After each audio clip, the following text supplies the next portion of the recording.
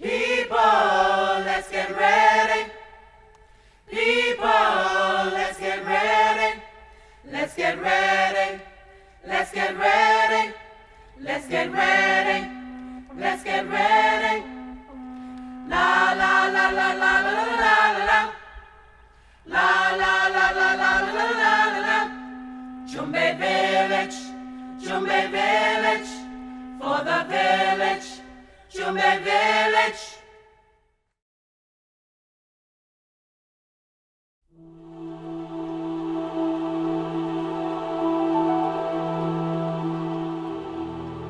A little more than 40 years ago, a remarkable social, cultural, and economic movement blossomed in the heart of Over the Hill, New Providence.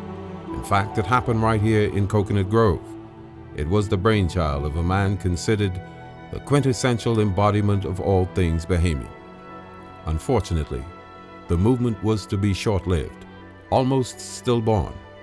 The Quiet Revolution lost one of its brightest stars.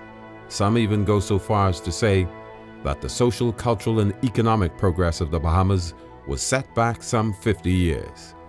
This reaction, by activist Rodney Munker, back in 1974, only a 16-year-old schoolboy, captures in the starkest terms what so many people feel about what happened to Jumbey Village and its impact on the society. I was a teenager between 16 turning into 17.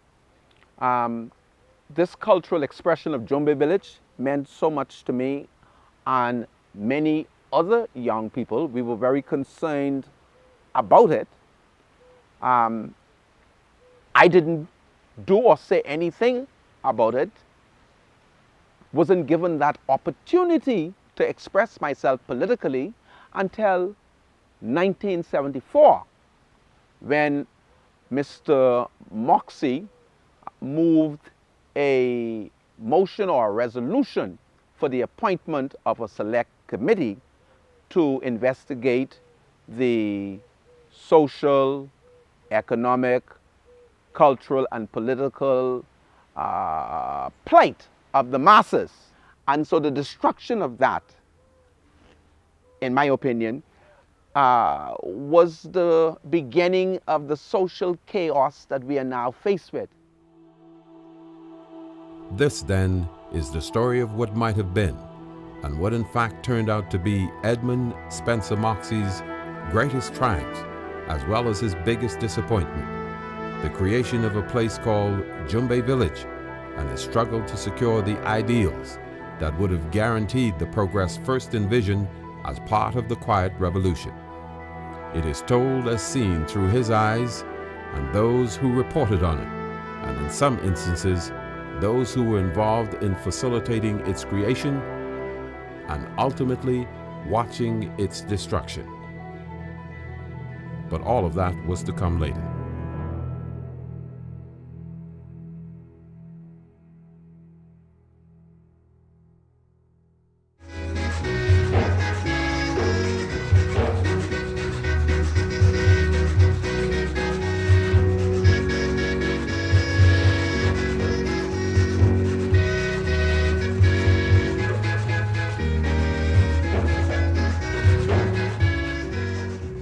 The idea of a cultural village in the heart of Over the Hill seemed like a no-brainer to a ragged islander like Ed Moxie. It was so emblematic of what his beloved Progressive Liberal Party fought so hard to achieve in 1967 that he could not see why he would not get the support of the community. And he did, first with the festival that was to be the ground of being for the cultural thrust that would end in Jumbey Village. The nascent Jumbey Village actually had its presence in the St. Cecilia's churchyard.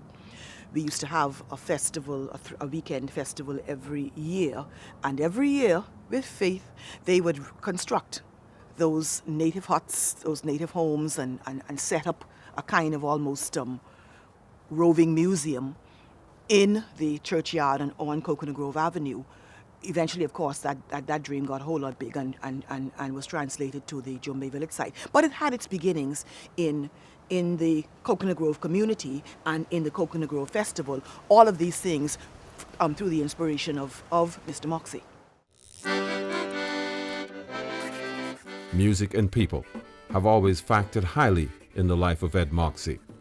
So it was no surprise when he became involved in the creation of the Cultural Community Center in the spring of 1969, and an immersion in what would eventually become Jumbey Village, his most glorious moment, as well as the heartbreak of his life.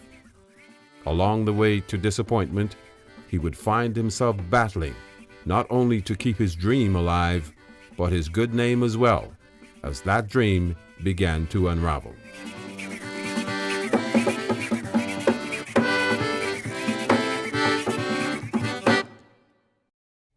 For example, a December 17, 1973 letter found him demanding an apology from then Deputy Prime Minister the Honorable A.D. Hanna because Mr. Hanna's remarks about him in regard to the use of slot machines for fundraising were, quote, maliciously designed to discredit me in the eyes of the public, end quote.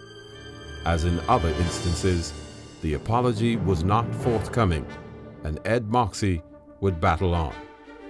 The challenges to Moxie's integrity would continue. His integrity, or lack of it, was one of the ploys used to deny continued funding for the Jumbey Village, but many people, especially those who knew Moxie, didn't buy it. Helen Adley was one of them.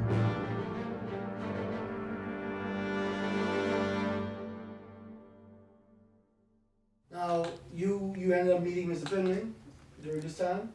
I went to him, me and Jerry Remmer went to him, and we asked him why. And he told us we need to get out because Moxie take the money and all this. But then we didn't see no money. But the bottom line is, when we came out of his office, both of us cried because how he speak to us. And later on, he was sorry, but it was too late. He said it, but it was too late. And that is when I learned hey, you don't need to mix up with them. So we had everybody who had a shop in Jumbey Village take part in the demonstration, and all the people in the Grove, they took part in the demonstration because they know what culture is all about. When we have our festival at St. Cecilia Church, around St. Cecilia Church, everybody involved. So it wasn't a matter of the people who in Jumbey Village wasn't a part of them. We were a part of everybody in the Grove. That was Edmund Moxie thing. And sometime in government, they hate to know that people following someone with different climb, okay? Because Mr. Moxie saying that he's the person for culture, they want to cut everybody down with him. But God is in the vessel, and he will smile at the storm. Deeply offended by these personal and what he called, quote, totally unfounded, vicious attacks on his character, Moxie did what he always did, took his case to the people. In this instance, the People's Parliament. However, he found that avenue to clear his name closed off as well. Under the headline, Moxie Won't Be Silenced, the Tribune's Mike Lothian wrote of Moxie's attempt on August 27, 1975, to make a communication to the House, which was stopped by Speaker Arlington Butler because it was, quote, controversial. So Mr. Moxie simply left the House to read the communication from atop a park bench in Rawson Square, across Bay Street from the House of Assembly. Among the crowd, a teenage Rodney Monker, then Guardian reporter Clunis Dabney, and freelance photographer Franklin Ferguson. According to Lothian's story, Moxie said the rumors about his alleged misappropriation of money meant for the village and the community center were started after his demonstration last year, 1974, to emphasize the social, cultural, and economic plight of the people. Moxie said, quote, for months now, political elements have gone around in my constituency whispering about misconduct on my part when I was handling the birth of Jumbey Village. They talk about money. Well, the Ministry of Education and Culture investigated the matter and have found every single cent accounted for. The report was sent to the minister, Livingston Coakley, and for 4 months I have been asking him to release the report in order to clear up the matter. He has refused to do so. The report included a year-by-year breakdown of spending on the 2 Grove projects, including a list of the companies and individuals to whom payments were made for work done during each year. As Mr. Moxie had said, the payments listed matched the total actual expenditure during the period. On the 1st of September, 1975, the Nassau Guardian's Clunis Devaney was to lay out the details of that report in a story headlined Jumbey Village Construction Costs $305,246.78. Devaney wrote of figures for construction at the village and $73,777.11 spent on the community center. Some vindication, but no acknowledgement from those who sought to tarnish his name.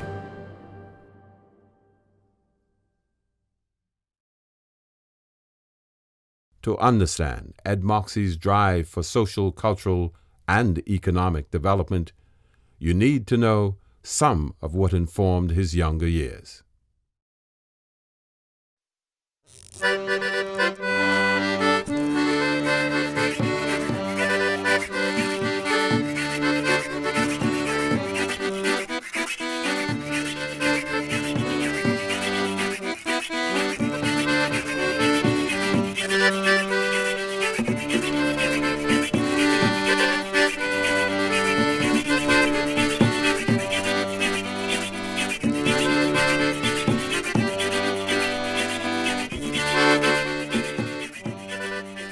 Steeped in the musical heritage of the Bahamas, Ed Moxie is the son of renowned pianist George God Bless Moxie and Naomi Lockhart, a public school music teacher.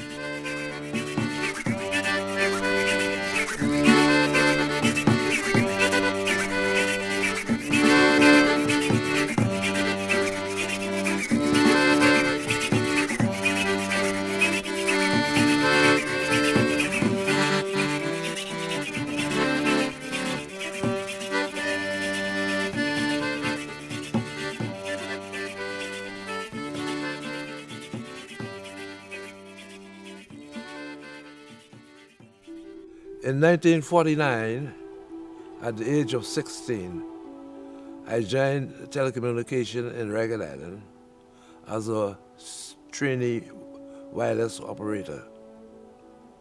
I spent 2 years in training and turned my eyes to Nassau to see if I could get a permanent job with telecoms. I arrived in telecoms in December of 1951 and made an appointment to see Mr. Jack Albury, who was chief engineer as a matter of fact, with telecoms. And I had something good for me going because I knew Mr. Taylor, Henry Taylor, who was the representative of Ragged at that particular time, and I made an appointment with him to see if I could secure a recommendation from him to take the telecoms the following week. I saw Mr. Jack Albury and presented him with the recommendation, and he made the observation that Mr. Taylor was his very good friend and pleasantries and what have you. And I made an appointment for the next week. And so I went to Mr. Jack Albury and the following week, and he assured me that he could make a placement for me, but it will have to be on the family islands. And to that I said, amen. The time came when I was sent to Crooked Island in April or May of that year to assume my duty as a wireless operator. And I arrived back in Nassau that summer, and the first place I went to was Mr. H.M. Taylor. And of course, Mr. Taylor and others used to meet in the evening, and they used to discuss politics. I was there, I was drinking and everything. I couldn't take part in the conversation because I was only 18, and it was kind of deep for me. I couldn't measure up to the discussion, but I was there. I returned to Crooked Island and came back in 1953 when the talk about the formation of the Progressive Liberal Party was the talk of a good many up-to-date professionals. And I studied the proposed philosophy through listening to the conversations, and then I was sent to Abaco. Because of my dealings with transmitters and receivers at the station, I made a determination that I wanted to know how these things work.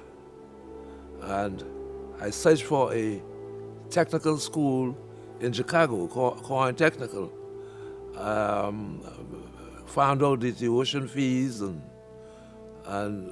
applied for acceptance.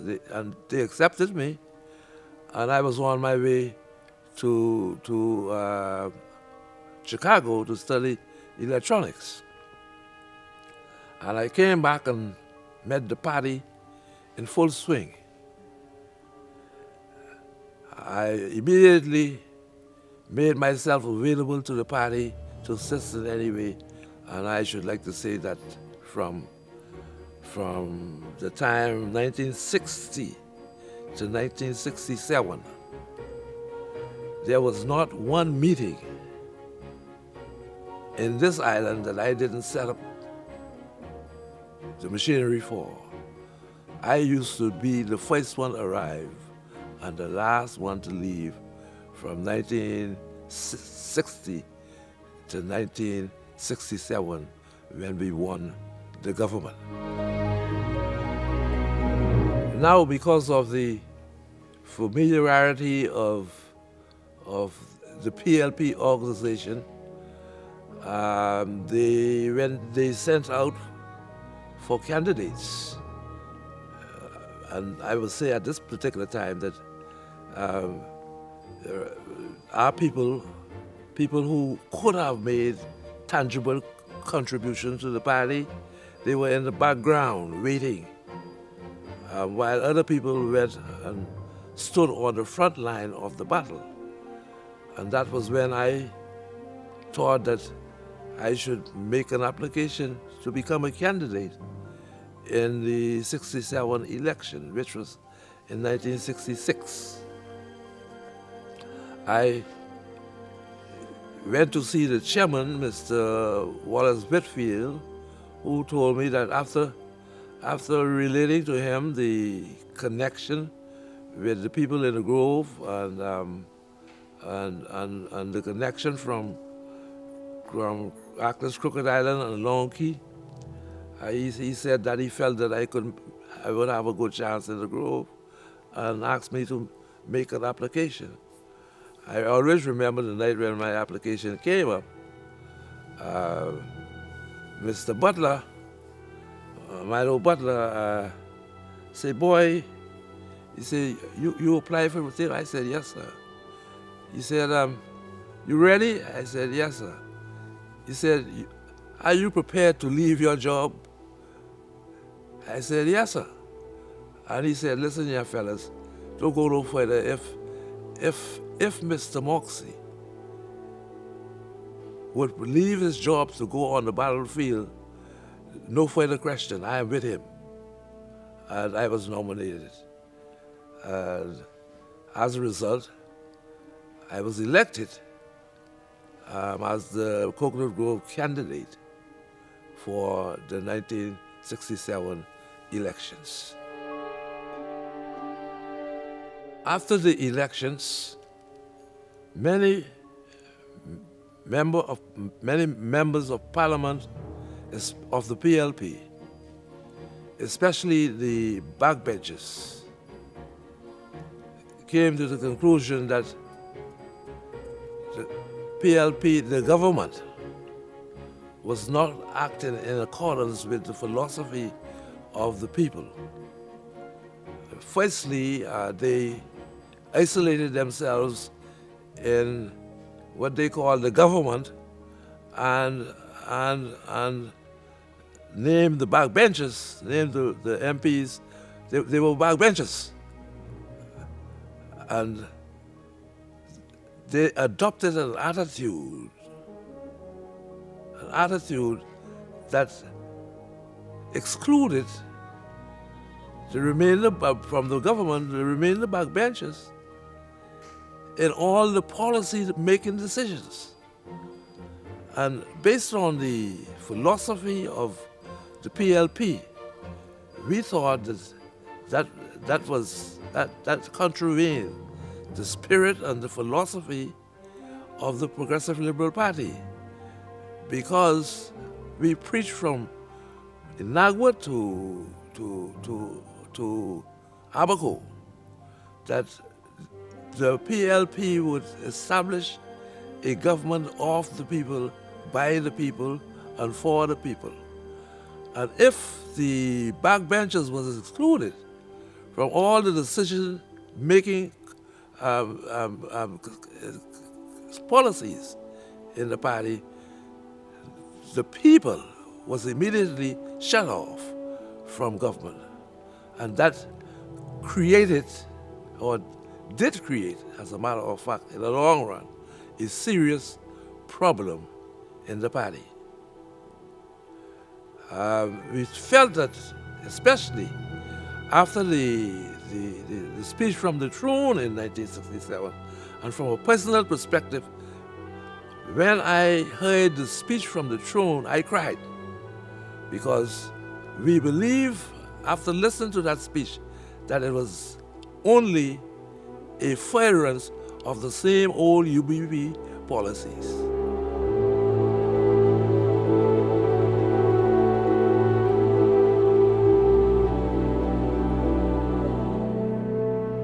Well, not quite all of the policies of the United Bahamian Party. You see, in the summer of 1966, UBP strongman Sir Stafford Sands, who was also the Minister of Finance, with the approval of his colleagues, commissioned the development plan of New Providence Island and the city of Nassau. The study, which really came out of a United Nations initiative, but fit nicely with the UBP's development plan, was done by the Division of Urban Planning of the School of Architecture of Columbia University. If implemented, the plan would transform Over the Hill, in particular the Grantstown community, installing a sewer system and laying out the city center in a way seen only in Grand Bahama and Matthewtown in Agua. There would be green spaces and bicycle paths and streets dedicated to the children of New Providence.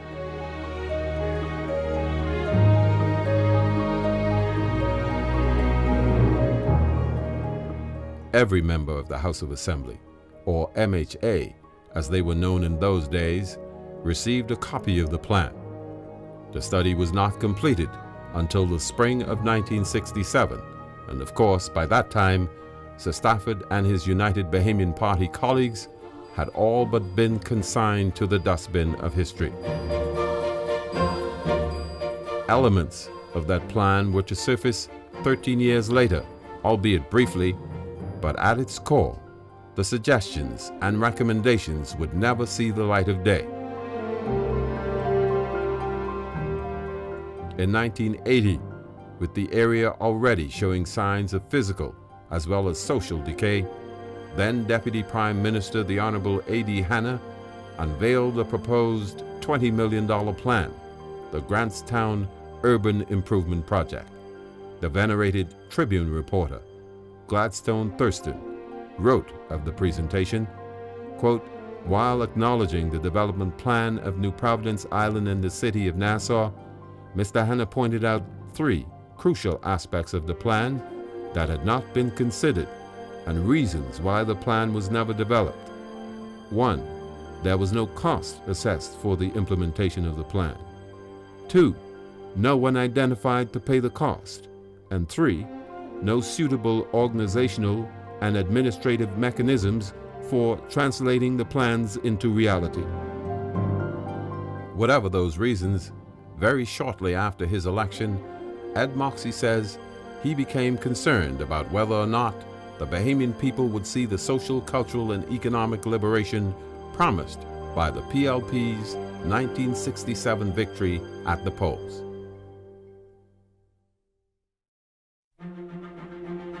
Always prepared to stand by his convictions, Moxie convened a meeting of all backbenchers at his home in June of 1967 because, quote, "Nothing was said about educating the masses about how government worked and protecting their well-being, taking back the thousands of acres stolen from the Bahamian people, cultivating and nurturing our cultural heritage, and only some vague representation of social programs," end quote. Moxie claims that the backbenchers, to a man, all expressed disgruntlement with what they considered a deviation from the original goal of social, cultural, and economic upliftment of the people, with ministers already building little kingdoms unto themselves. According to the aging maverick, he predicted then that the country would end up on the rocks or with some very serious challenges.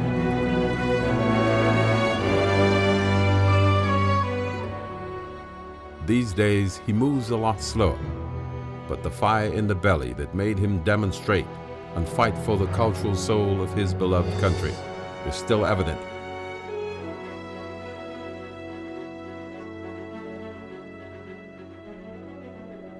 There is no smoking gun, just a paper trail 21 miles long and 7 miles wide, stretching all the way back to 1969. A trail that exposes betrayal, pettiness, internecine warfare, and what has been called deception of the highest order.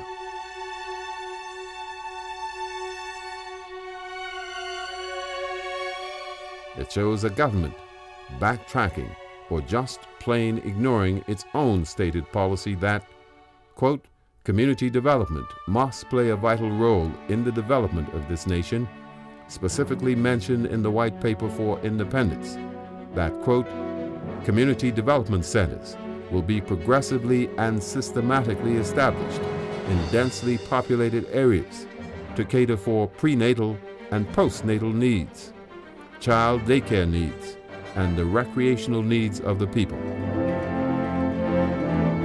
Further, Cabinet agreed to the press release, which also specified in detail the objectives and the projected program of community development.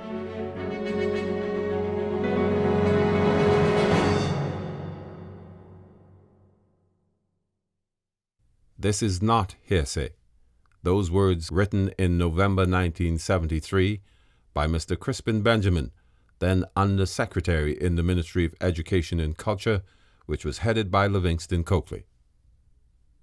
But we must go back to 1967 when a newly elected Edmund Moxie confirmed his commitment to the Progressive Liberal Party's platform of, quote, "A government by the people and for the people, a platform of liberation for the masses."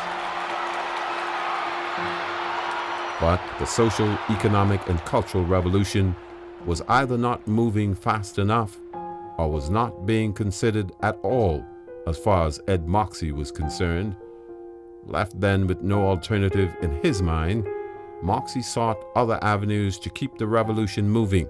And so, in January 1969, he called a meeting at the Ackland's Crooked Island Association Hall and was amazed at the turnout. It seems the community was hungry for what Moxie was offering. My reaction was that here was somebody who was leading the way, shining a light on a lot of our Bahamas that we seem to ignore. He was focusing us on what ought to have been obvious about the wealth of our Bahamas. He was preaching this cultural revolution, this economic revolution, this political revolution for the masses. That attracted my attention. It was no surprise. I wasn't at all shocked. In fact, I expected that if there was one person who was involved in our push to independence and the development of our awareness and the opening of our minds culturally, it would have been Ed Moxie.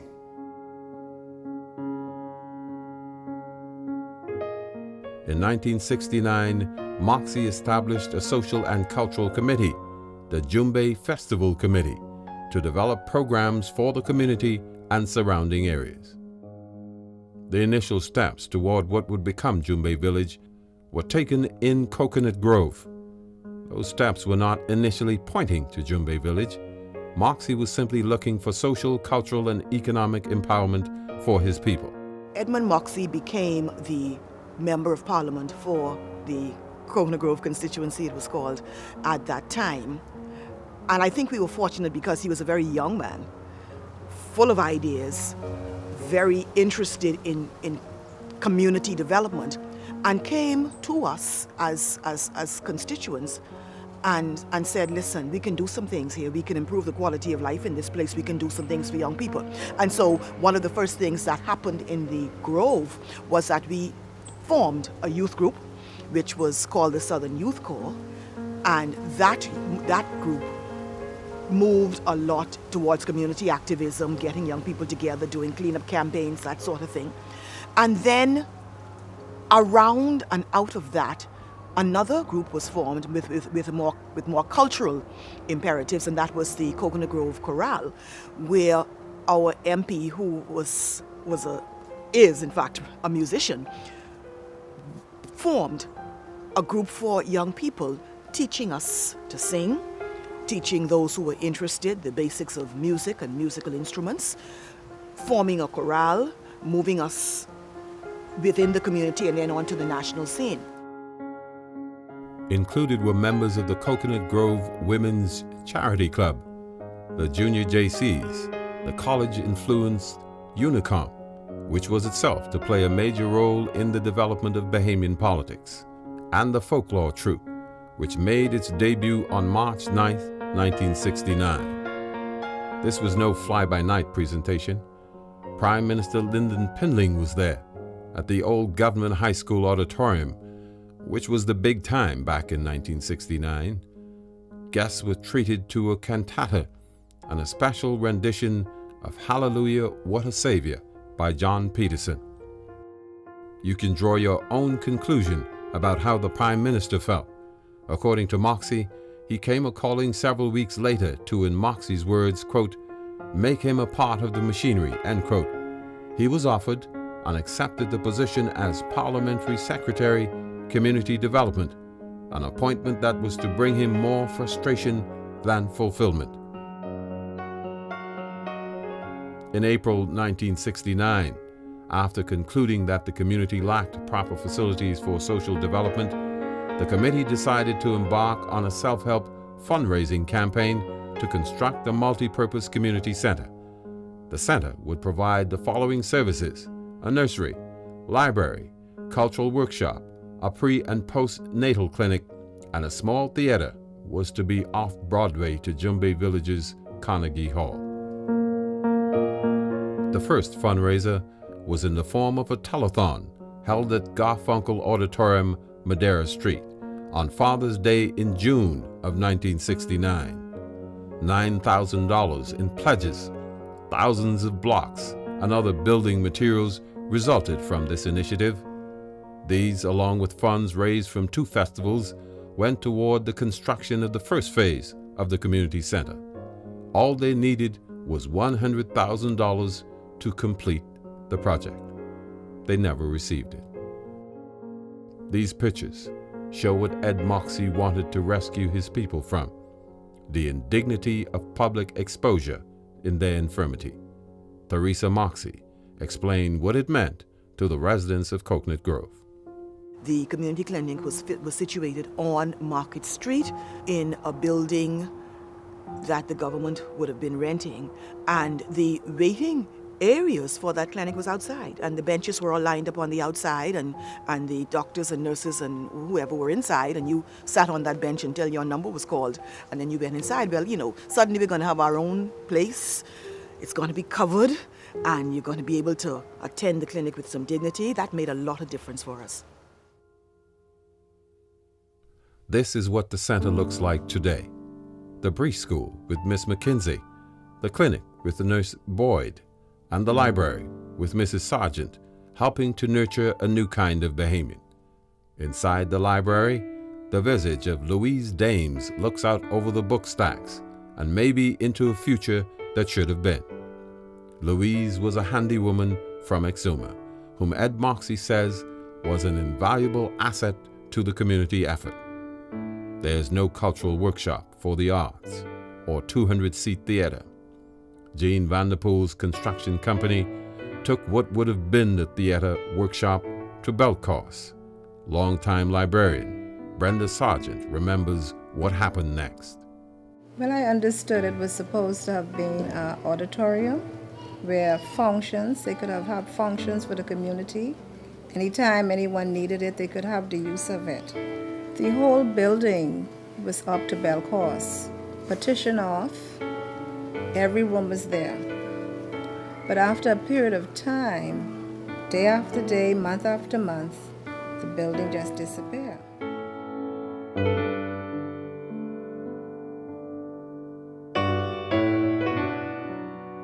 Helen Sally Hutchison was the original librarian and a resident of Coconut Grove.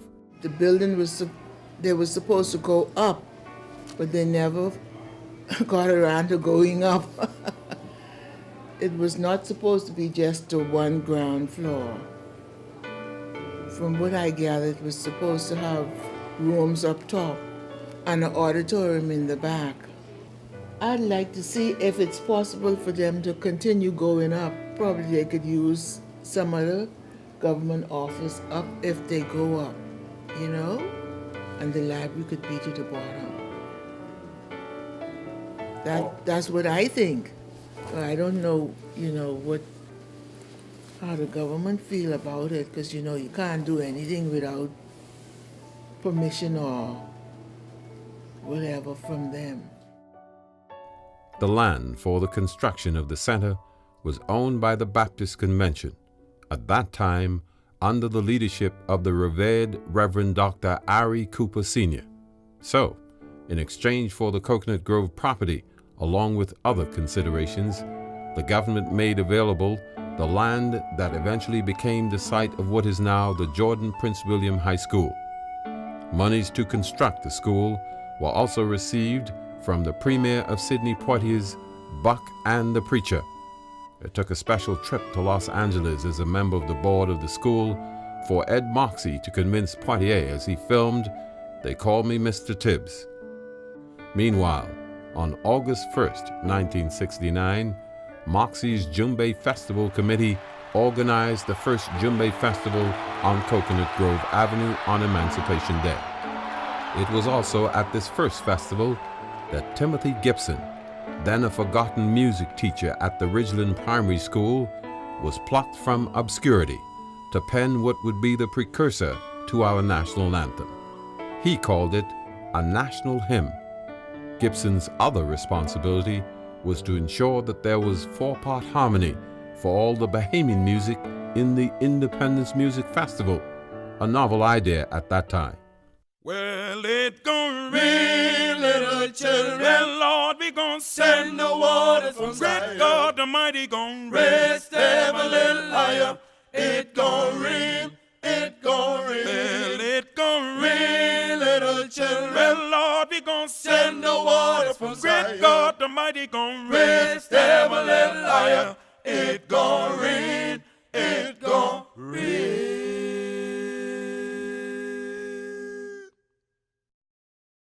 Eventually, the festival committee would decide that it was a waste of money to continue building and dismantling the Potemkin village every year, and so they made a conscious decision to find a permanent site. And so where to locate this embodiment of things Bahamian? How about a former dump site? In the beginning, it was void, but life would be coaxed from the desolate, windswept former dump site on Blue Hill Road, as the Self-Help Committee envisioned a place that would be created for Bahamians to learn of their past and develop for the future. The late Stanley Wilson, brother of Franklin Wilson, suggested the name Jumbey because in addition to the tree being a source of food for creatures, its leaves grow thickly together and its roots are strong.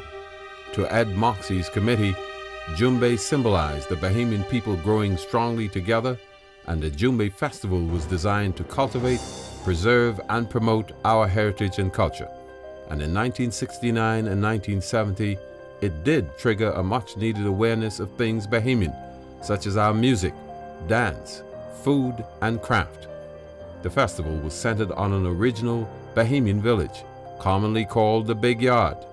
The village depicted the original Bahamian way of life and consisted of thatched huts representing Granny's house, barn and kitchen, rock oven, lime kiln, corn mill, draw well, a pig pen, dry fish and conch on the line, mortar and pestle, and a fowl coop, museums, theaters, arts and craft centers, and production shops, all on the same site, creating institutions of learning and economic participation. This was an instant draw for taxi drivers and their tourist clients.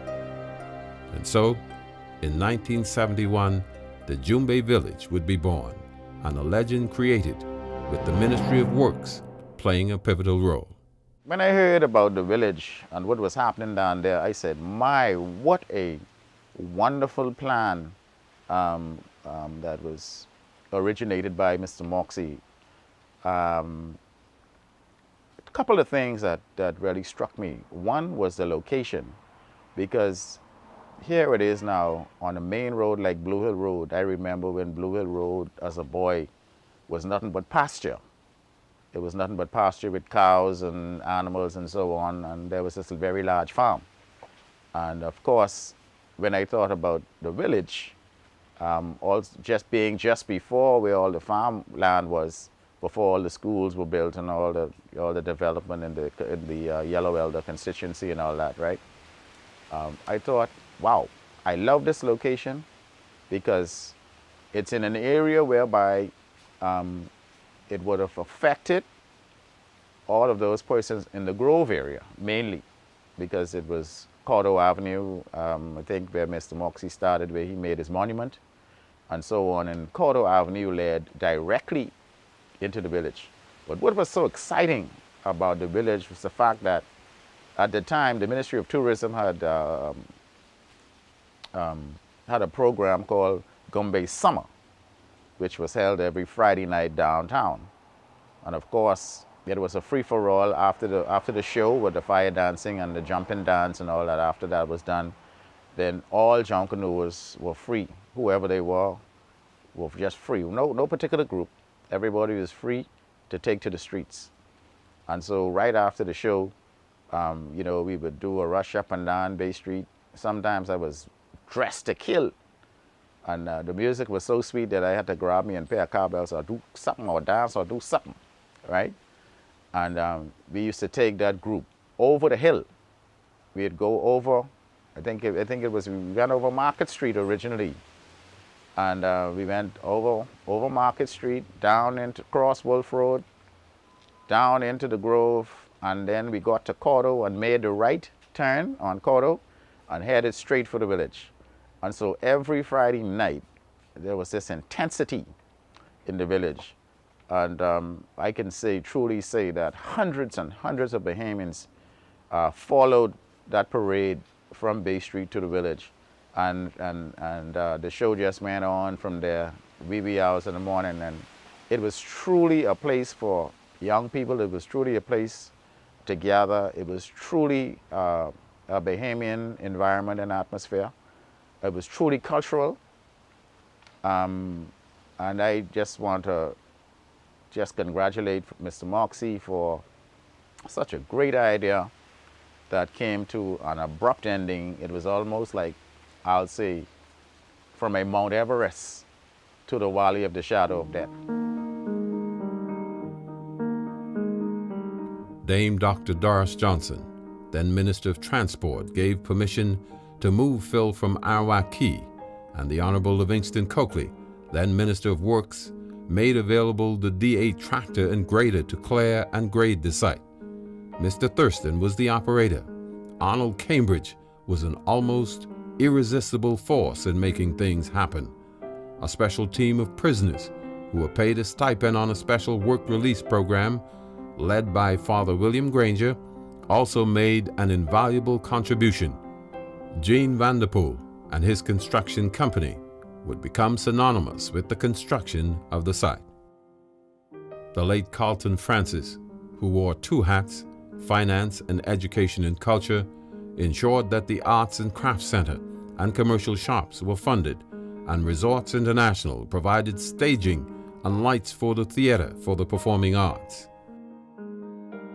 The festival's self-help committee believed that the true success of any developing nation could only be achieved through a sound knowledge of its past. And so, the committee's first effort in Jumbey Village was to design and develop a heritage unit, which took the form of houses built with limestones, wattles and palm thatch.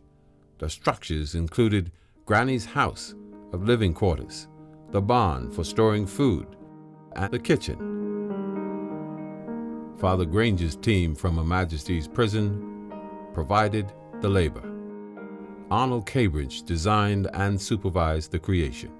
I think what stands out is the fact that under the inspiration of Mr. Edmund Moxie, it was a community effort, a lot of self-help, with some budgetary support, but not necessarily from the structured public service budget, but there was, I understand, excess budget provisions that the late Mr. Carlton Francis devoted to the development of Jumbey Village at his Blue Hill Road site.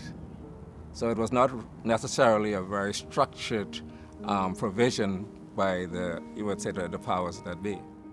Meanwhile, Ed Moxie was appointed chairman of the Cultural Committee of the Independence Secretariat in January 1973 to be responsible for all matters relative to the Independence Cultural Program. At a lively meeting at the Uriah McPhee School, while discussing the school's input, it was decided to begin a fundraising program for a museum and art gallery. Well, I was president of the Bahamas Union of Teachers, 72-73. Oh, sorry, vice president and president-elect. And we had a meeting with all the teachers, with the Ministry of Education, as independence approached, to determine what the youngsters, the young children could do as a contribution to the nation for independence. And it was agreed that the children and the teachers would make a contribution towards a museum of some kind. The teachers pledged a half-day's pay, and each school in both the private and public sectors were to hold a fundraising function. The students pledged one day's lunch money. In fact, we managed to raise almost $60,000. before independence. The goal was $90,000, and the idea was that we would continue fundraising after independence, because we obviously didn't make the amount that we'd set out to make, but that we would see the project to its conclusion. Because we felt that the museum, the village, would be a good thing for the children. Many of them had never been to one of the family islands, and we thought we could recreate in Nassau a village that was typical of a family island, that they would get a sense of the way their fathers and grandfathers, perhaps, their cousins on the islands, the way they lived. And we thought also it'd be useful historically, that it's a point in time where you have the artifacts which would show what life was like in the villages. We thought also it could also be useful as a tourist attraction. Persons who came to the Bahamas and wanted to see what life was like in the other islands other than New Providence, that they wouldn't have to go there, they could go to the village and get a sense of what life was like on the islands. So we thought it would be a very useful thing to be involved in and to raise money for.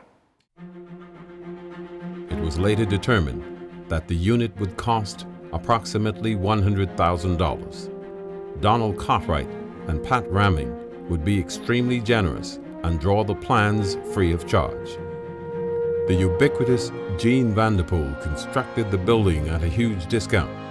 The center would have 6 major areas: the movie room, where background films would be shown as preparation for current exhibits in the research center; the homestead, where Bahamian life and customs of years gone by would come to life again; the art gallery, where art and craft exhibits, mounted by local artists and school children, would be the ultimate development of true Bahamian art and the growth of Bahamian artists at the same time as it preserved and projected Bahamian culture; the terrace and culture garden, where culture would be portrayed through the medium of local sculptures and would provide new learning experiences even as visitors decided to rest under the brilliant blue skies; the Historic and Document Center, where special exhibits would be mounted from time to time in conjunction with the archives; various historical exhibitions that would also change constantly would share the spotlight with a Black history collection and would be supplemented by lectures prepared by primary and secondary school students and the administrative personnel to administer the center. On July 9, 1973, the pre-independence National Arts and Crafts exhibition was opened at the site. Sadly, after independence, indifference and in some cases hostility set in, and the village was eventually abandoned.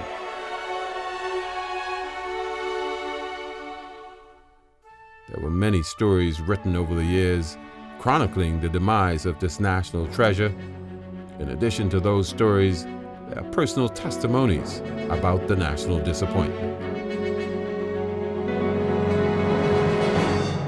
I think when it actually happened, I was living away. I was in college or university.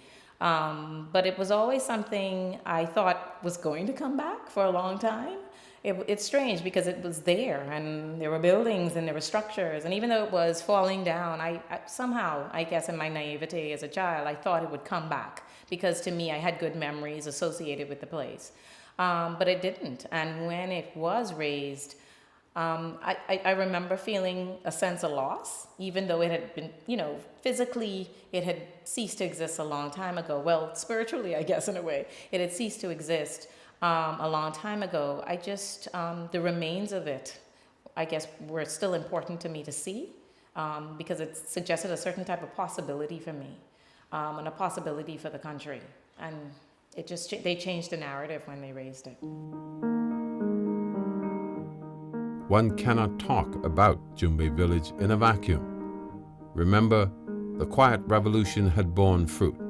So where did the village fit into the narrative that is the history of the Bahamas? We engaged former Chief Archivist and former Director General of Heritage, Dr. Gail Saunders, for some historical perspective. I thought that the Jumbey Village was very, very important at that time. There was a growing feeling of Bahamian nationalism. There had been during the 60s and would be in the early 70s, a great outpouring. Poets, people like Susan Wallace and Pat Ramming were writing, the drama circle and university players were performing. The dancers under, Hubert Farrington, but more sort of indigenous dance under Alex Sabine and his wife. In fact, they actually use what is now the National Art Gallery of the Bahamas they use it to give lessons, and they got permission to do that. And so there was a great interest and outpouring of cultural activities. And when Mr. Moxie wanted to really highlight and showcase the indigenous culture of the Bahamas, and Jumbey Village, his idea of building a village, and the house and the extension of that, and also to include a museum and art gallery and craft market. And it wasn't only that people displayed, but also economically the craftspeople could actually earn a living there. And that, I think that was really a very noble idea.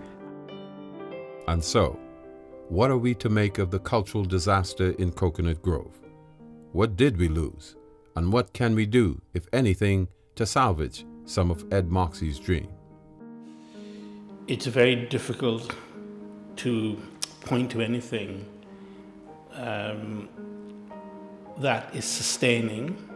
You think of the Dundas, the programs that used to go on there, they almost seem to have died. There's very little being done in other areas. I think the only aspect of our cultural expression that seems to be surviving is Junkanoo. And and while I understand the importance of Junkanoo in the society, that is not the culture. That's only one aspect of the culture. And even that, the pieces that we spend so much time creating are discarded almost immediately. The parade is over. I think there's some people have been trying to encourage people to keep some of the better pieces, but very little is done in that area. We need to, I think, really understand and appreciate art in its totality, not just one aspect of it.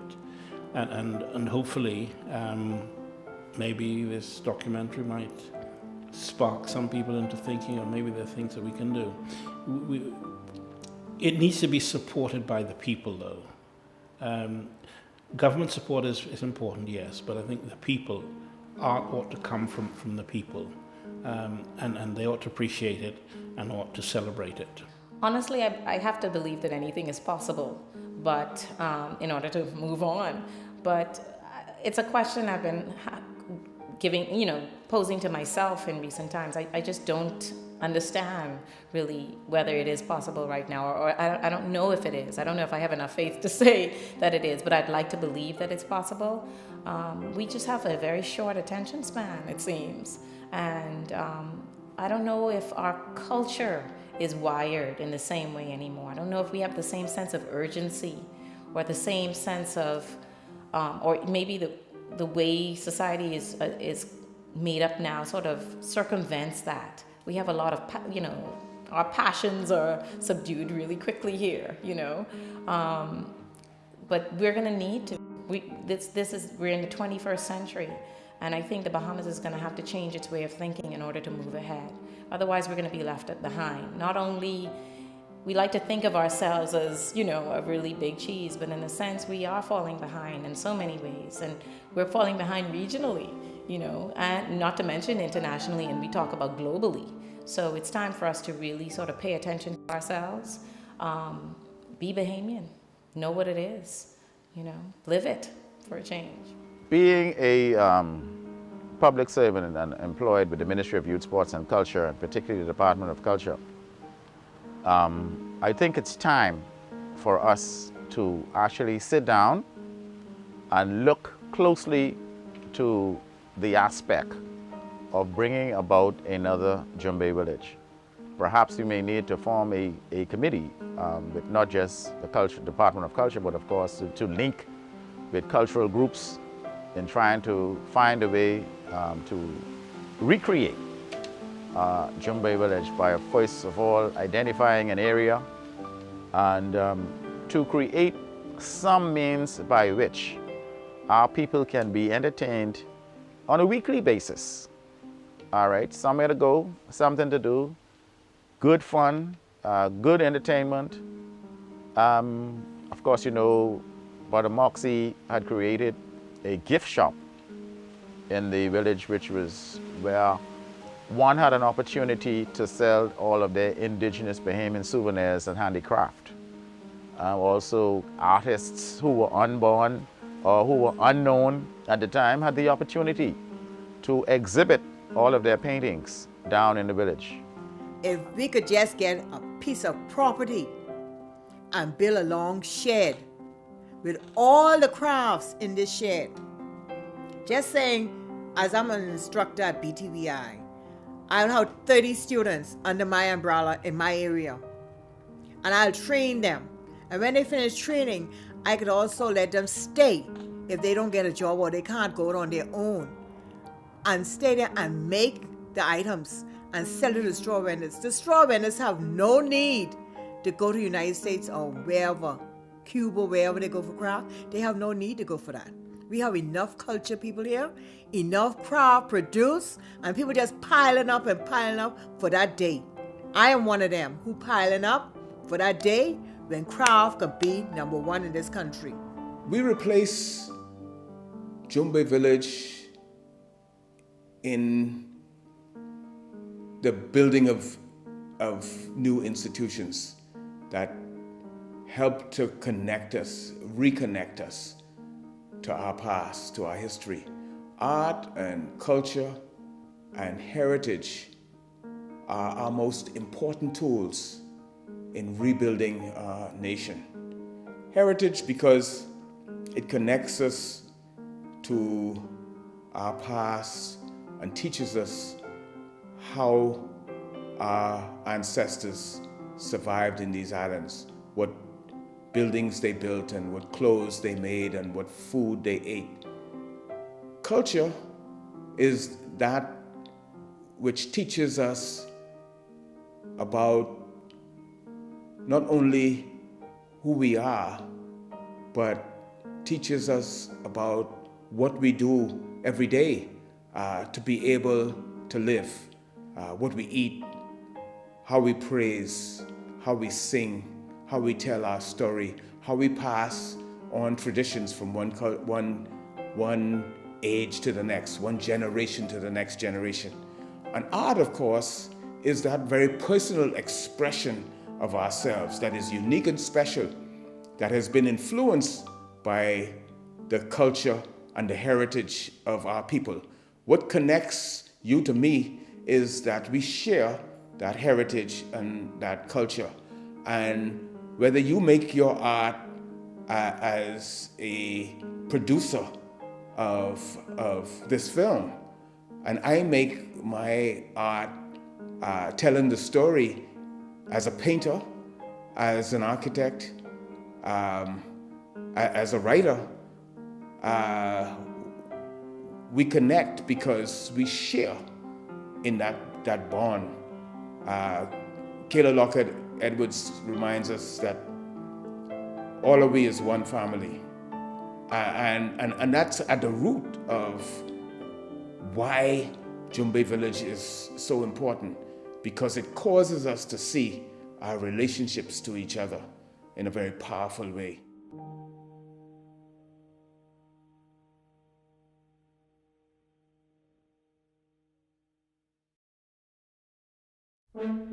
For more perspective on what happened to Jumbey Village, we must return to then Prime Minister Pinling's reported invitation to Ed Moxie after the performance of the Coconut Grove Chorale back in March of 1969, when he was invited, quote, to be a part of the machinery. According to Moxie, he accepted an appointment as Parliamentary Secretary for Community Development in 1970 and was attached to the Prime Minister's office. I went to see the Prime Minister to find out exactly what he had in mind for me to do. And he pointed to an office two doors down from his office, and said to me, that is where I want you to operate from. And I said, that is all you have, that is the space, two doors down from you, and a 9 by 12 office. I said to him, I said, that doesn't look much like community development to me. I was concerned, and I went downstairs to Mr. Carlton Francis and told him what was being offered. And I told him that I don't think that is sufficient space for me to operate from, and I needed a office, not really an office, but I needed an office and a machinery.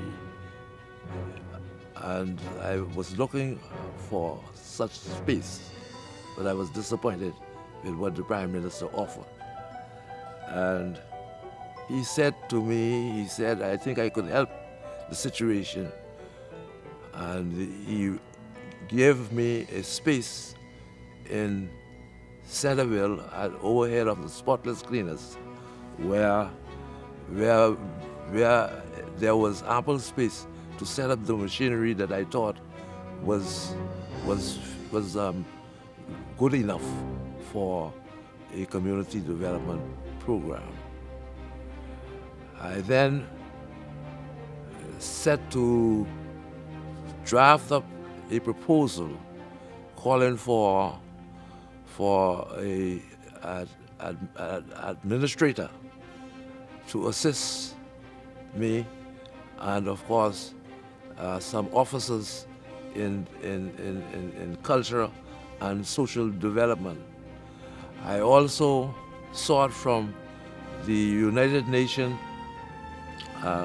Community Development Program which was stationed, the UN department was stationed in Trinidad. We made contact with the officers in Trinidad and asked them for some assistance. They immediately dispatched a officer who came to Nassau along with my chief executive. We developed a community development program, a comprehensive community development program called for the holistic approach of community development. And that particular program was sanctioned by the PLP in the 1971 convention. The assignment had come after a September 1971 letter from Moxie to Pinling, in which Moxie pointed out his creation of a community development program and the need for, quote, urban renewal to become a community development responsibility, and I see no reason why we cannot develop a self-help scheme and be well on the way shortly. Like schools, the community centers must play an important part in the development of our nation. Therefore, our government should take the responsibility of building and looking after our community centers. The proposed Jumbey Village may very well be the answer to the economic participation. Moxie's letter painted a picture of businesses growing together and ending the masses' struggle to survive.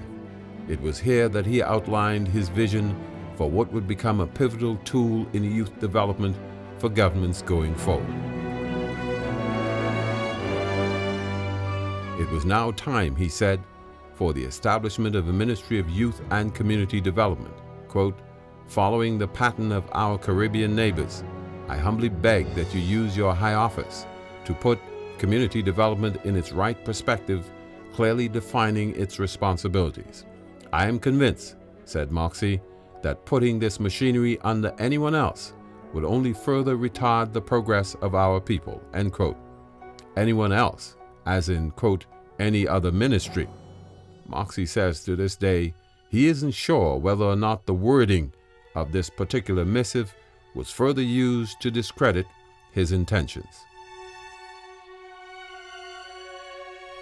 A ministry was eventually established and would gain fame under former MPs Kendall Nottage with Numero Uno, the late Peter Bethel with the Bahamas Games, and Algernon Allen with Our Little Darlings, but a ministry focused on community development envisioned by Moxie never materialized.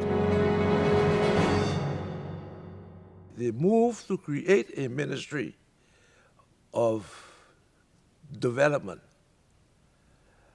was embedded in the philosophy and the program which was sabotaged in 1973. And the fact that they made an effort to establish it was only window dressing and had no meanings whatsoever. A waste of time, a waste of money, and they kept on fooling the Bahamian people. By this time, Jumbey Village is taking shape. So is the Coconut Grove Community Center, all under the able direction of Ed Moxie. Enough to convince new Minister of Education Livingston Coakley that this program developed by Moxie should take on a national hue. Coakley approved the program in July 1973. Also by this time, Carlton Francis had run afoul of his former colleagues and had been unceremoniously dismissed from the cabinet of Lyndon Pindling and replaced by Coakley. A cabinet paper was prepared by former Undersecretary in the Ministry of Education, Mr. Crispin Benjamin, in November of 1973.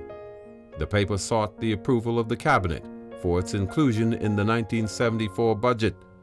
In part, that paper said the government, in keeping with its policy that, quote, community development must play a vital role in the development of this nation, specifically mentioned in the White Paper for Independence, that, quote, community development centers will be progressively and systematically established in densely populated areas to cater for prenatal and postnatal needs, child daycare needs, and the recreational needs of the people. It further strongly recommended that Head 40, formerly Sports and Recreation, should now be designated in the 1973 estimates under the Head 38 as Community, Youth and Cultural Development. The division would have 4 sections: administrative, which would include Moxie, Crispin Benjamin, and Anthony Roberts; cultural, to be headed by Clement Bethel, after whom the National Arts Festival would be named; youth and recreation, which was to include disciplinarian and sportsman Roderick Sims and Kermit Ford, who introduced marching bands, specifically the Pioneer Drum and Bugle Corps, to the country; and daycare centers, to be run by Verdell Monroe and Ann Sawyer and assisted by Rosie Fernanda. Ed Moxie would never get to pilot this ship. The first week in December 1973, PLP members of the House of Assembly and senators were summoned to the Cabinet Office for discussions on the approved budget. Moxie says, as the discussions progressed, it, quote, became painfully evident that the Cabinet-approved Community Development Program of the Ministry of Education and Culture was excluded. I was devastated, and I mean devastated, because I began promoting the Community Development Program from 1967, and I thought that the government itself would receive that community development program with open arms. And when I heard that the program was scratched from the budget, I thought that I looked in the future. And I said to myself, this country is going to the dogs. A few days later, on December 12, 1973, the House met to debate the 1974 budget. Ed Moxie mounted a vigorous protest in and out of the House of Assembly. As the finance minister read the budget communication, Moxie marched into the House of Assembly bearing 2 placards, protesting what he believed was a betrayal of the trust of the nation. One of them read, "Mr. Deputy Prime Minister, why do you cut off the youth and Jumbey Village from government funds?" The other read, "Mr. Prime Minister, how much do you care? Help save the people." Prime Minister Pinling was not amused and immediately requested his resignation as parliamentary secretary. Moxie immediately complied, but his supporters were not amused either. As a result of Moxie's resignation, many of his young supporters requested what turned out to be a, quote, hot meeting with Prime Minister Pinling and Deputy Prime Minister Hanna, both of whom came to the unfinished auditorium at Jumbey Village to hear them. According to Moxie, the meeting ended in an uproar when the Deputy Prime Minister, who was the Minister of Finance, could not produce the evidence on the funding for Jumbey Village. I was a student still in high school, and I remember that there was at least 2 meetings that were held at the auditorium in which Pinling and Hanna both spoke. I knew it was a controversy involving Edmund Moxie and the allegations which he had made in the House of Assembly over the fact that the government was failing to finance the development at Arawak, at the development at Jumbey Village, in view of the fact that the cabinet had already made a decision to make available to the project the necessary funding. Jumbey Village would continue to make headlines when in April 1974, an attempt was made to take the village to Fort Charlotte. As expected, Ed Moxie would not take this development lying down. Then Minister of Tourism, Sir Clement Maynard, took the brunt of Moxie's broadside. Moxie told the Tribune's Mike Lothian that his march to Maynard's office in Nassau Court, quote, barefoot and bareback, symbolizes the poor people he represents over the hill. The bloody handkerchief, he added, represents the blood from the bruises and scorches that Maynard has inflicted on me and my people. Maynard was not there, thereby avoiding a confrontation. But Moxie claims that his parliamentary colleagues were not kind to the Minister of Tourism and lambasted him over the idea. That march to Nassau Court was preceded by a letter to Prime Minister Pinling expressing shock and heartbreak over such a proposition, as according to Moxie, the attempt to move the village would be another betrayal of his people. The minister and the Ministry of Tourism, he said, stole the Jumbey program from me and my people and sold it to foreigners, who are now doing a good job in keeping it to themselves, while the people for whom it was designed are going out of business and are on the verge of starvation. On July 9, 1974, the museum in Jumbey Village was officially opened by Prime Minister Pinling with great fanfare, but that was the beginning of the end. Those involved, like James O'Rourke, the curator-manager of the Jumbey Village Cultural Complex, said the signs of the village's impending demise were evident early on. I was sent to Port Royal in February 1987 to study museum, exhibition design, and graphics to enhance my skills in the mounting of exhibitions in the art gallery music complex in Jumbey Village. And when I returned, there was no art gallery music complex. It had been demolished. These events were also set in train by Moxie's unwillingness to abandon what he saw as the only hope of deliverance for the people. On the 29th of May, 1974, not satisfied with the prevailing conditions, Moxie had moved for a select committee to study the social, cultural, and economic plight of the Bahamian people. He organized a march on Parliament, which the PLP met with its own countermarch, organized from the office of the Ministry of Tourism. The party was shocked that its supporters were outnumbered on Bay Street for the first time. Something else unusual happened on the adjournment of Parliament that day. Moxie says Penling was booed for the first time.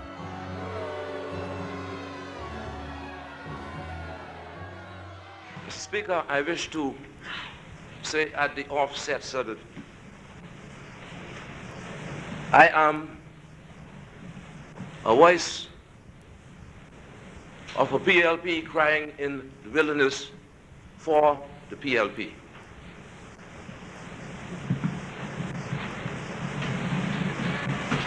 I have no desire, sir, to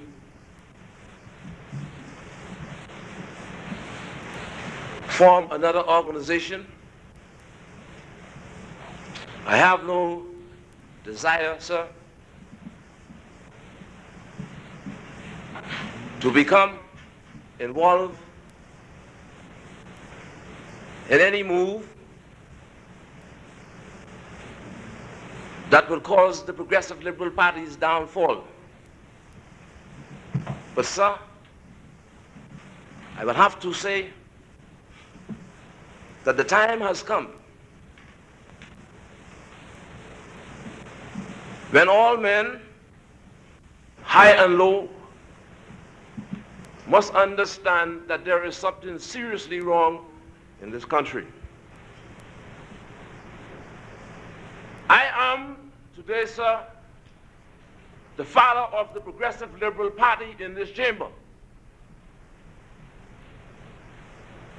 I say that, sir, because in 1952, I was in the living room of the chairman, Mr. H.M. Taylor, when the original idea of the Progressive Liberal Party was discussed. And of course, sir, we all know that the hue and cry of the Progressive Liberal Party before it came into power was a party of the people, for the people, and by the people. I say, sir, that we have achieved political victory in 1967. On the 10th of January, and it was no later than April of that year, sir, that I was seriously concerned of the direction in which the Progressive Liberal Party's government was heading.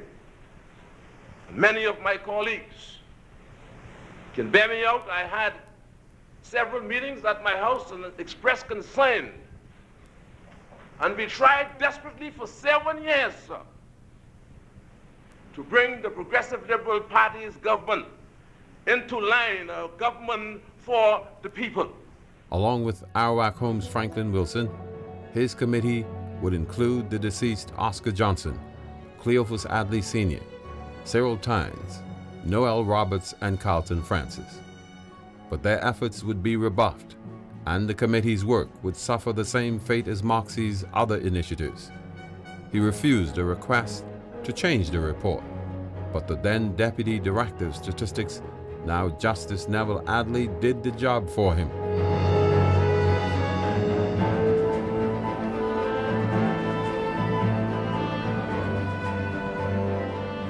Again, according to Moxie, the committee made an interim report on September 4th, 1974, which focused on the economy and how to provide jobs for the 9% unemployed at the time. It also made recommendations about youth development schemes in the areas of agriculture, industrial, marine, and business sectors. The report said in part that, quote, the Bahamian people are faced with a serious economic dislocation, which, in the opinion of the committee, requires immediate adjustment and emergency measures to alleviate the economic stringencies, to put our people back to work, and to bring others, such as the underemployed, more into the mainstream of the Bahamian economy, end quote. A precursor to today's Bahamas.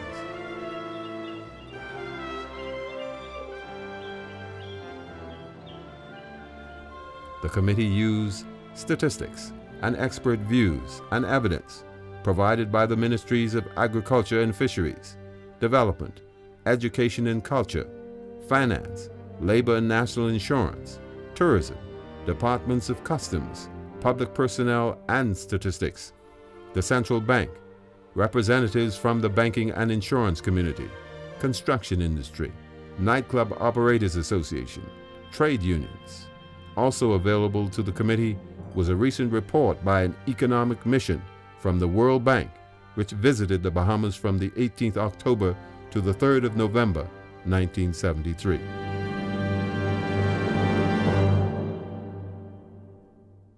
Two of the conclusions coming out of all of that data were that 1, the rising tide of unemployment, and 2, the dwindling opportunities in the traditional areas of employment, and hence the pressing need to stimulate existing areas and create new ones. The committee also highlighted a, quote, disturbing factor. 1,800 youngsters would leave school in 1974. When it is considered that these youngsters have the benefit of only a general education, lacking in the majority of cases any vocation-oriented training, the adverse social consequences are not difficult to determine. Of import is the fact that some 10,000 jobs are needed almost immediately. This kind of information was apparently not what the PLP government wanted to hear. On October 2nd, 1974, writing under the headline, Moxie Box as Government Moved to Kill Report, the Tribune's Nikki Kelly reported that Moxie refused to move for the adoption of his, quote, Plight of the Bahamian report after learning of the government's intention to kill it in committee. According to Kelly's story, Moxie told the press conference that he viewed the cabinet decision as a, quote, deliberate attempt to frustrate the work of the committee because the government feels the report does not include what they would like to see in it. Moxie also charged at that press conference that vital statistics given voluntarily by the Statistics Department had been altered, quote, significantly, affecting some of the findings of the 7-member House committee. Kelly's story says Moxie's committee felt the report was factual and did not necessitate further study. And according to Moxie, Franklin Wilson, one of the PLP members sitting, had been advised of the statistical changes by Mr. Neville Adley, Deputy Director of Statistics.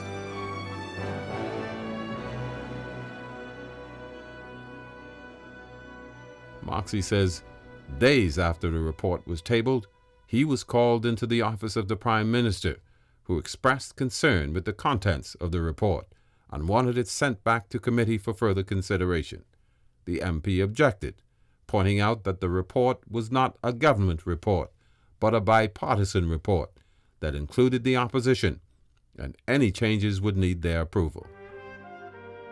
As he explained why he was not going to move for adoption of the amended report, Moxie said, quote, I trust that history will finally determine the righteousness of the cause, and that the Bahamian people will receive what they justly deserve. Well, after that, I became the black sheep. And there were efforts to crush my family and me. And they sent out the word that my business should be boycotted.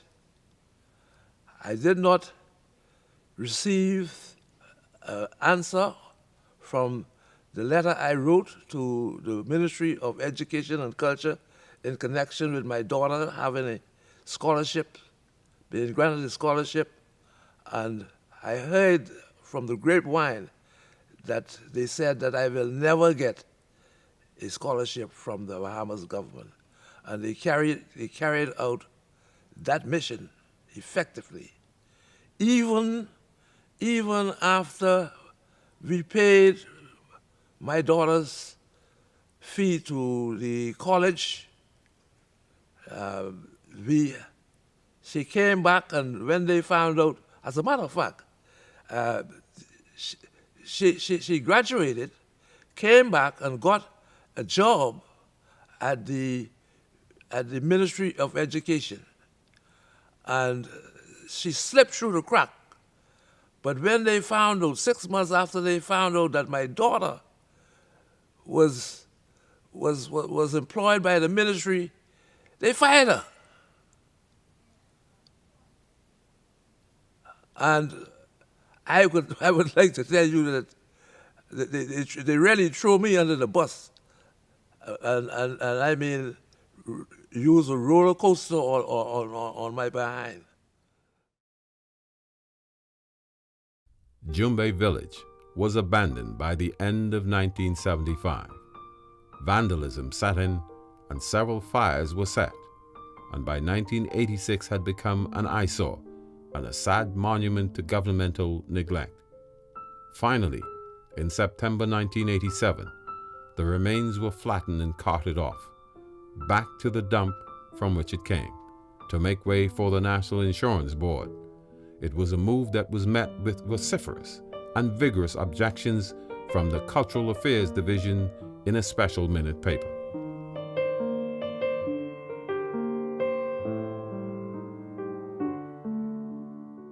That paper reiterated that the initial response by the first Assistant Secretary to the Permanent Secretary on February 2, 1987, quote, reflects the position of the Cultural Affairs Division with regard to the future development of Jumbey Village, end quote. The position? Any plans which the National Insurance Board undertakes should exclude the use of existing buildings in Jumbey Village. Before I went to Port Royal, I had written a memo to the then Chief Cultural Affairs Officer, as the director was then called, noting why I thought that the village ought not to be demolished, among the other things, the fact that it was a gift by the students and teachers of the Commonwealth of the Bahamas. It was also housed, that is, it also housed some $12,000 worth of artifacts purchased from what was the Bahamian museum owned by Mr. Dane. And there were also plans for a program to teach youngsters how to create handicraft as a means of earning a living besides the traditional means of, deriving income. Mr. Bethel also covered my memo, and it was addressed to the powers that be, but to no avail. I saw it deteriorate, and because I was then director of archives, and we were asked by Mr. James Roll, really, he was in culture, and we were asked to go and look at what was left of the museum. Because of the lack of funding, the museum, which was under the Ministry of Culture, had no money to really upkeep it, and so the artifacts deteriorated. I think we have to begin to look at culture very, very seriously.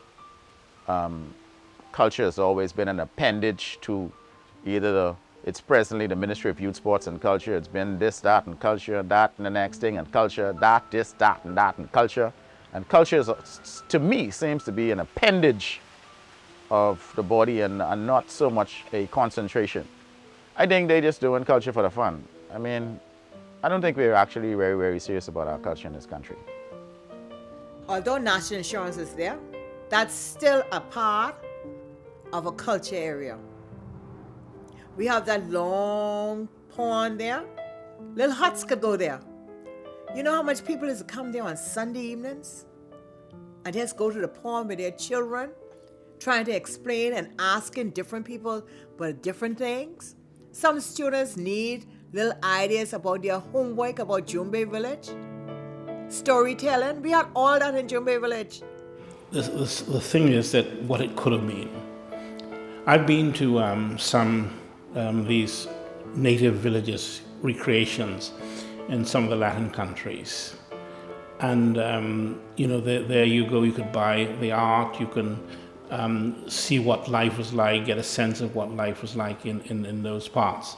And I think we missed out on that, and it could be a useful thing, because many of our children don't go to the islands, and Nassau isn't the Bahamas. It's only one part of the Bahamas, and I think we could have created something and sustained it, which would have rounded off the understanding of what life in the Bahamas was like.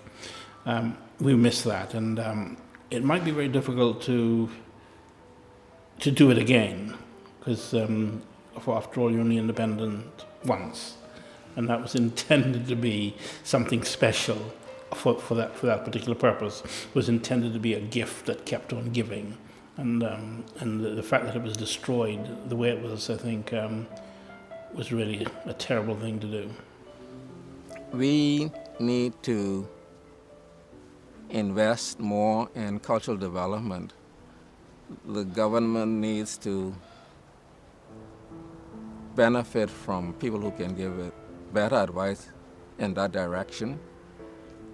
I constantly hear people talk about tourism, and they talk about the need to provide better service. And while this is true, I do believe that the tourism product could be more attractive. And when I say that, I'm thinking of more of the cultural component in our tourism package.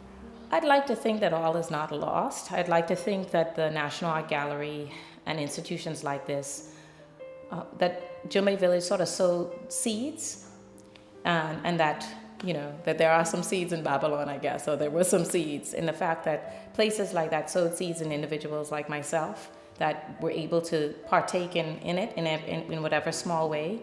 I'm happy to say that there's a continuation between the two places, in the fact that James Roll was the director of the museum and in charge of the art, and he came here with us from day one to help make this institution a reality. So there are people that were involved with that. Homer Williams, the artist, one of my first experiences here was a powerful one with him, in the sense that he felt that now that this institution was a reality, he had always had a dream of building an art school. And one day, I'd never met him before, and he came to visit me here at the gallery with plans that he'd worked on for years, wanting this to happen in the Bahamas. So in a way, I feel it's time to revisit that moment and revisit the people that were involved with that, because I think we have really big dreams for our country, and I think perhaps we should revisit some of those dreams and see how we can take them forward into our future. We've paid in having more than one generation, actually, of Bahamians with some sense of being cut adrift from who they are, a little bit of alienation, a little bit of not fully understanding and appreciating who we are. I think we see that in the way that we are so easily dissuaded from what we think should be our roots. We see that sometimes in the way that we are also very afraid of who we are, or of who we might be becoming. And I think it's because we don't really understand what our foundation is, and so there's almost this neurosis about, well, who am I and what am I developing into? We lost it that way. We lost at least a decade of development of the arts, both in terms of the visual arts as well as in terms of the performing arts, because you will recognize that only in recent years have the visual arts taken up a bit of a jump. The performing arts are still floundering to a very great extent. So we lost that, and we're now in catch-up stage. We lost a lot of respect for the value of cultural institutions.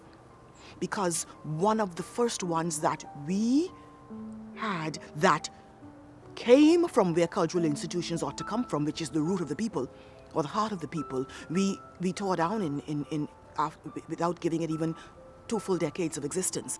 It is a sad day, but I say Edmund Moxie is a cultural extraordinaire. And his name and his vision will live in the history of the Bahamas for another 1,000 years.